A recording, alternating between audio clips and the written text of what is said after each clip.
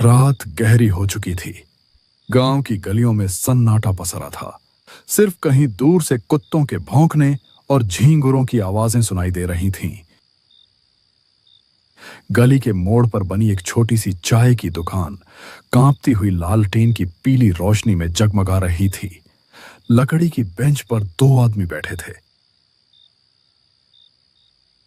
शिवा, तूने कभी उस पुराने पीपल के पेड़ के नीचे रात में रुककर देखा है?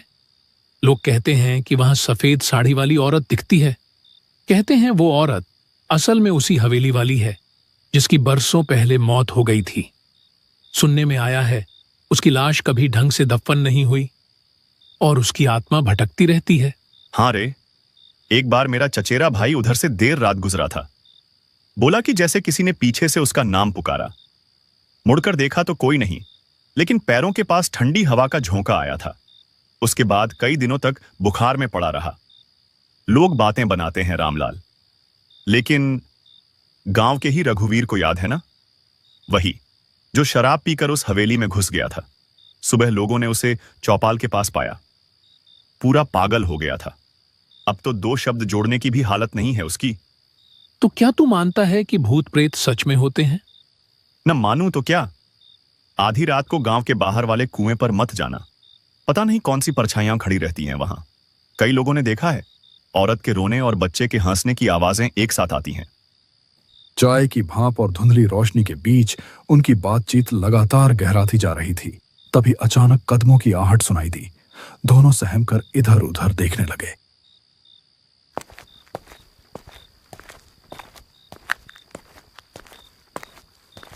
गांव के सन्नाटे को चीरता हुआ उनका तीसरा दोस्त वहां आ पहुंचा। उसका चेहरा थका और बुझा हुआ था, मानो किसी अनजानी यात्रा से लौटा हो। वह पास आकर बैठ गया। कुछ देर का सन्नाटा छाया रहा।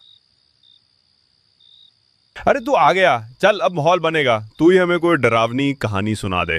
तू तो हमेशा ऐसी कहानियां सुनाता है कि नींद उड़ जाती है। ठीक है, लेकिन ये कहानी मेरी अपनी नहीं है। ये मेरे एक दोस्त के साथ घटी थी और उसने मुझे सब कुछ वैसे ही बताया था। सच में? क्या हुआ था उसके साथ? वो कहता है एक रात वो अकेला घर लौट रहा था।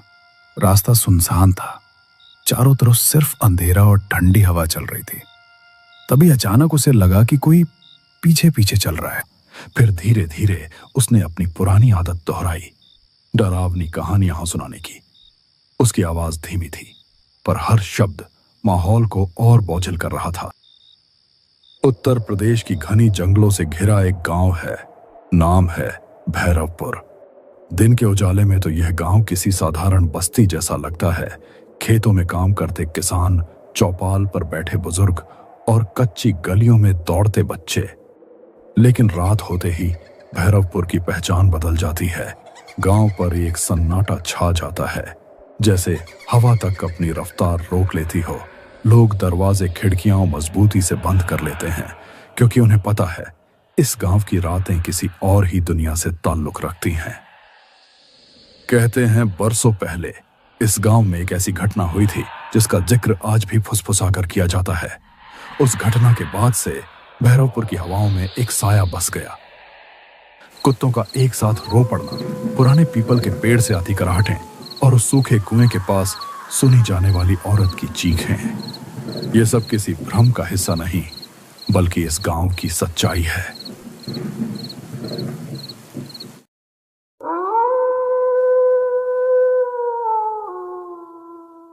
रात का वक्त था।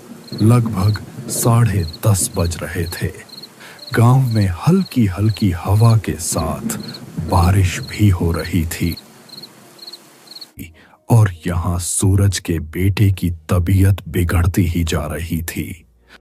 कोने में हल्की सी एक लालटेन जल रही थी।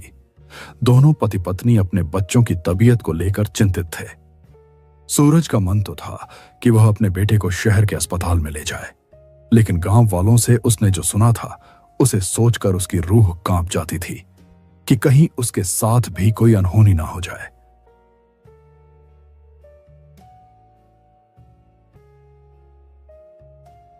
सुनिए जी, बाबू की हालत बिगड़ती जा रही है, कुछ कीजिए।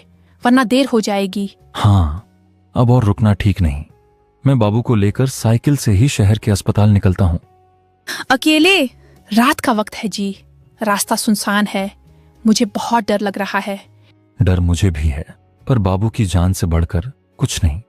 चाहे रास्ता कैसा भी हो, मैं उसे शहर जरूर ले जाऊंगा। हिम्मत रखना।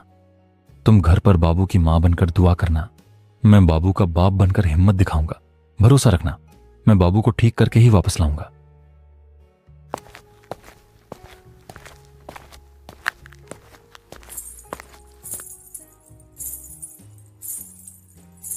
उस रात एक पिता अपने बेटे की जान बचाने के लिए एक ऐसे खौफनाक सफर पर निकल पड़ा था जहां कदम कदम पर खतरा था। इस गहरे अंधेरे के बीच साइकिल चला रहे सूरज के मन में डर बढ़ता जा रहा था। इस डर का कारण था शहर की तरफ जाने वाला यह इकलौता रास्ता। बारिश अब और तेज हो चुकी थी। बूंदें सूरज के चेहरे पर पड़कर जैसे उसे बार बार चेतावनी दे रही थीं, लेकिन उसके पास ठहरने का वक्त नहीं था। बेटे की सांसें भारी हो रही थीं।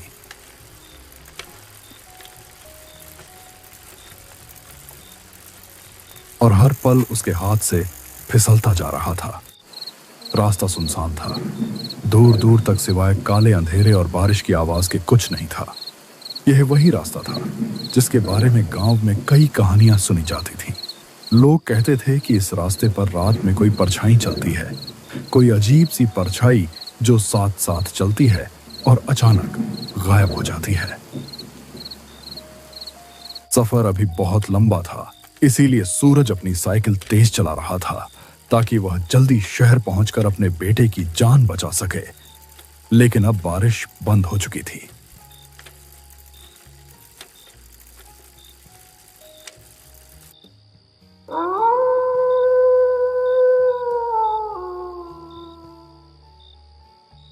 थोड़ी दूर आगे जाने पर सूरज को रास्ते में एक औरत बैठी हुई दिखाई दी। सूरज को यह देखकर बहुत आश्चर्य हुआ कि उसे रास्ते पर इतनी रात को कोई क्यों बैठा है। बेटा जरा रुक जा, ये टोकरी भारी है, मेरे बूढ़े हाथ कांपते हैं, उठा नहीं पा रही। अम्मा, मेरा बाबू बीमार है, मुझे जल्दी शहर पहुंचना है, वरना उसकी हालत और बिगड़ जाएगी। माफ करना अम्मा, अभी मेरे पास जरा भी वक्त नहीं है। अरे तू तो नेक लड़का लगता है, मेरी मदद कर दे बेटा, तेरे सिर पे दुआ रहेगी। ठीक है, आप अकेली हैं इतनी रात को। अच्छा बताइए कहाँ रखना है टोकरी, मैं उठा देता हूं। सूरज टोकरी उठाने की कोशिश कर ही रहा था, तभी उसने देखा कि वहां तो कोई है ही नहीं। उसका दिल जोर जोर से धड़कने लगा। हे भगवान, ये मैंने क्या देखा? अभी तो यहीं खड़ी थी अम्मा, फिर अचानक कहां गई? नहीं नहीं, ये जगह ठीक नहीं है। डर और बेचैनी उसके चेहरे पर साफ झलक रही थी। वह तेजी से साइकिल पर चढ़ा और अंधेरे रास्ते में भागने लगा, लेकिन किस्मत जैसे उसका साथ छोड़ चुकी थी। मुझे यहां से निकलना होगा, बाबू की हालत और बिगड़ रही है, जल्दी शहर पहुंचना है।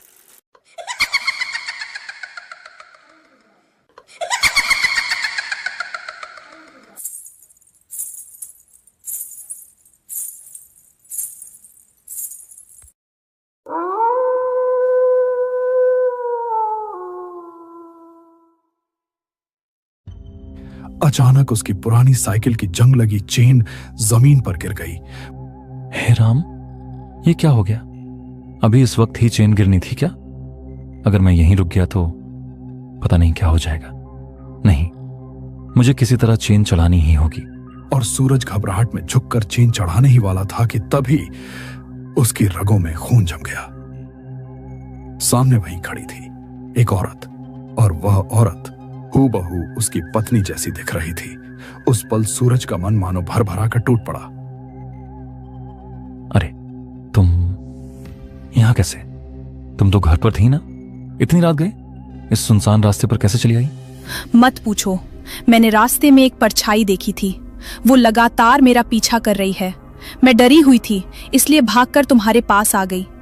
जल्दी करो, हमें यहाँ से निकलना होगा। बाबू को मुझे पकड़ाओ, मैं उसे संभाल लेती हूँ। तुम साइकिल ठीक करो। परछाई, ये कैसी बातें कर रही हो तुम? लेकिन अगर तुमने सच में देखा है तो मामला गंभीर है। अच्छा, तुम बाबू को थामो, मैं चेन लगाता हूं। हाँ, जल्दी करो, वो कभी भी यहाँ आ सकती है। उसने सोचा शायद उसकी पत्नी ही है जो किसी तरह यहां तक पहुंच गई। वह कुछ पूछने या सोचने की हालत में नहीं था। थकान, डर और बच्चे की बीमारी ने उसकी समझ को कुंद कर दिया था। उसने बिना शक किए अपने बीमार बेटे को उस औरत की बाहों में थमा दिया। सूरज जल्दी से साइकिल संभाल कर आगे बढ़ गया।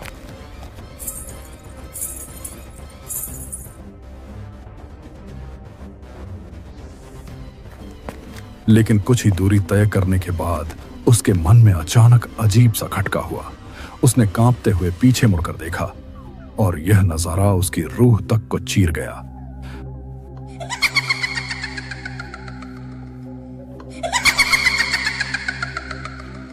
वहां उसकी पत्नी नहीं थी, सामने वही था जिससे गांव के बुजुर्ग हमेशा चेतावनी देते आए थे, छलावा। उसका असली भयानक रूप अब सामने था और उसकी पकड़ में सूरज का छोटा सा बाबू था। मेरे बाबू को छोड़ दे, ये मेरा बच्चा है। तू इसे क्यों ले आई? ओ मां, मैंने तो तुझे अपनी पत्नी समझा था। आंसू बारिश के कतरों के साथ मिल गए और उसकी दौड़ती हुई सांसें पागलपन की हद तक तेज हो गईं। वह ठोकर खाता, गिरता, फिर उठता और भागता रहा। उसके सीने में सिर्फ एक ही बात थी, किसी भी तरह बाबू को बचाना है।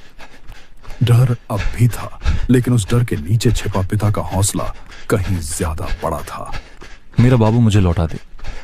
नहीं, ऐसा मत कर। मैं तुझसे हाथ जोड़ता हूं, मेरे लाल को कुछ मत करना, उसे मुझे दे दे। सूरज बेतहाशा अंधेरे में अपने बच्चे को ढूंढ ही रहा था। उसके कदम कांप रहे थे, दिल की धड़कनें तेज होती जा रही थीं। तभी उसकी नजर सामने पड़ी। वहां टूटी फूटी पगडंडी के बीच वही चुड़ैल बैठी थी। उसकी गोद में वही बच्चा था जिसे सूरज अपनी जान से भी ज्यादा चाहता था। लेकिन उस वक्त उसके चेहरे पर एक रहस्यमयी मुस्कान थी, मानो वह जानती हो कि सूरज का डर अब उसके कब्जे में है। नहीं, ऐसा मत कर। मैं तुझसे हाथ जोड़ता हूं, मेरे लाल को कुछ मत करना, उसे मुझे दे दे। हे भगवान, अब मैं क्या करूं? किससे मदद मांगूं? हे भगवान, मेरा बाबू मुझसे मत छीनो। वो तो मेरी सांसों की डोर है, उसके बिना मैं जिंदा नहीं रह पाऊंगा। ओ परछाई, तुझसे मैं डरता नहीं, मगर मेरा लाल तेरा नहीं है। वो मेरी रूह का टुकड़ा है, उसे लौटा दे। अगर मेरी जान चाहिए तो ले जा, पर मेरे बाबू को छोड़ दे। मैं अपनी आंखों की रोशनी भी तुझ पर वार दूंगा। बस मेरा बच्चा मुझे लौटा दे। छलावा ने अपनी लाल आंखें चमकाईं। वह जैसे ही बाबू को चोट पहुंचाने के लिए अपना काला हाथ उठाता, तभी अचानक अंधेरे को चीरती हुई मोटरसाइकिल की तेज हेडलाइट उधर आ पड़ी।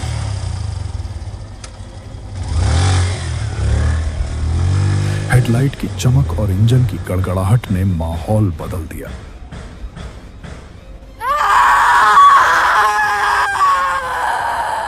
छलावा ने चीख मारी और अगले ही पल धुएं की तरह गायब हो गया। बाबू उसकी पकड़ से छूटकर जमीन पर गिर पड़ा। सूरज ने दौड़कर अपने लाल को उठा लिया, कांपते हाथों में उसे सीने से चिपका लिया और आंसुओं से उसका चेहरा भीग गया। आसमान से बरसती बूंदें अब उसे डरावनी नहीं लग रही थीं, बल्कि जैसे राहत का आशीर्वाद बनकर बरस रही थीं।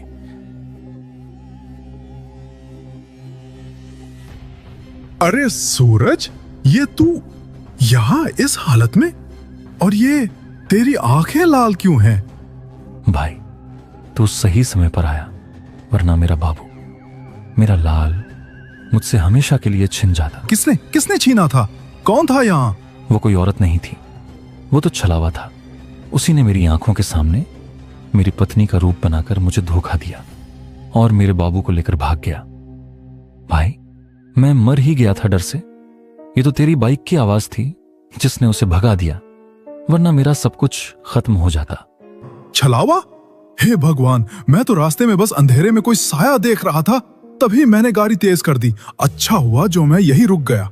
भाई, तूने आज मेरी जान नहीं बल्कि मेरी पूरी दुनिया बचा ली। तेरी ये मदद मैं जिंदगी भर नहीं भूल पाऊंगा। सूरज, घबरा मत, अब मैं हूं ना। देख, बाबू सुरक्षित है। हम दोनों उसे लेकर तुरंत शहर चलेंगे। तुझे अकेले नहीं छोड़ूंगा। उस अंधेरी रात में सूरज की यह कहानी गांव के दिल में हमेशा के लिए दर्ज हो गई। एक बाप की जिसने छायाओं और छलावे से टकराकर अपनी संतान को बचा लिया।